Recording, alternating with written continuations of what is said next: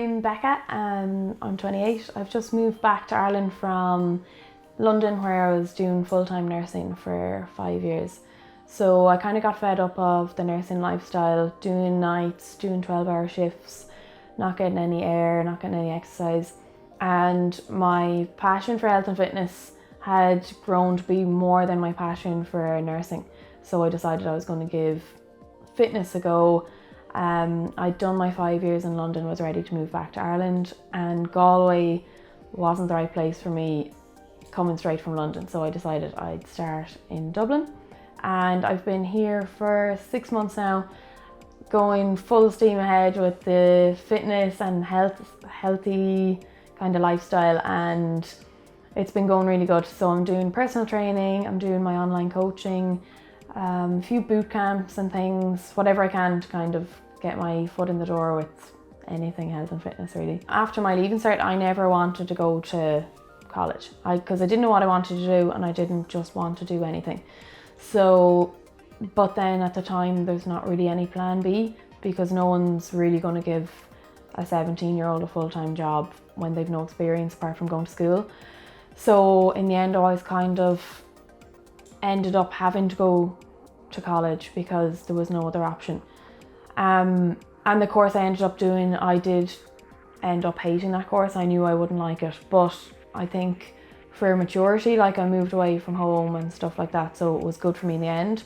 But even after I finished those 4 years, then there was another kind of dip then because there was no jobs. So I finished college when I was 21, and I just done my 4-year degree, and you kind of have big hopes of starting off on your career, and then that was the time when there was no jobs. So I ended up having to go and work in medical device factory, where you can go in at kind of entry level, like after doing your Leaving Cert. If you've done your Leaving Cert, you don't even have to have it. So I ended up having to work in there, and kind of, for me, coming from college and doing presentations and studying a lot was very mind-numbing for me, because I was doing a lot of repeated kind of jobs, the same job basically every day. So that was another one. And then last year again, then just kind of after doing my 5 years in London, I just kind of kept getting this vibe, something's not right, or I've worked so hard again, I've gone back to college, I've worked my way up, I've done my 5 years here, and again there's something not right. So I think once you feel like in your head you're just not feeling right, you're feeling low, it doesn't matter what you're doing, you're still unhappy, then you have to change. You have to change something.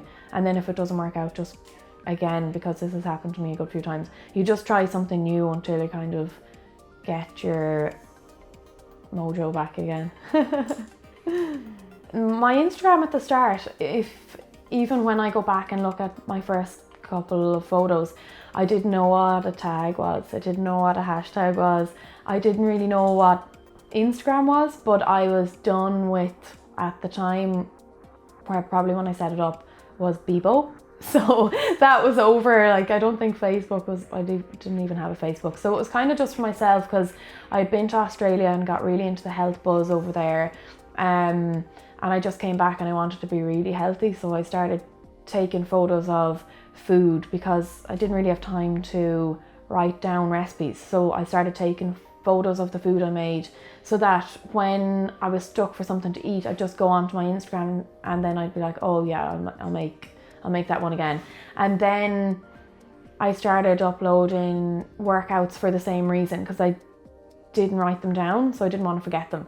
And then it just built up, and it's only really since, funnily enough, since I actually quit my full-time job as a nurse, that the Instagram has picked up more for kind of fitness. So I kind of just stick with what I started off with, workouts and recipes, and now people can actually, I can engage with the people. If they want something, then I'll, if they're looking for a recipe or a new workout or any tips, then I'll just upload for that really. And then recording my own progress was another reason for my Instagram, kind of just taking photos and putting them up there. So it's still the same theme, yeah. Everything that's there about the budgeting with food and home workouts is literally something that I've done for myself. So for example, when I moved back to Dublin, I came up here with basically no job and I had around €800 on my account. So I was thinking in my head, I might not have a job by the end of the month, there might not be any more money coming in. So you have to budget. I think I had about €22 a week, and I was kind of just showing that you actually can live off that. And then the home workouts were because I couldn't afford a gym at the time. So I was also getting over an injury. So I kind of had to keep things light. So I just either look in the back garden, get something from the house, sandbags, anything. But even, people that aren't into weights or anything like that, like even walking, like you can't have no excuse if you can just find a park or something like in Galway with the prom or out to Sandymount in Dublin. You can't avoid that, it's always there. So it's like your free gym really.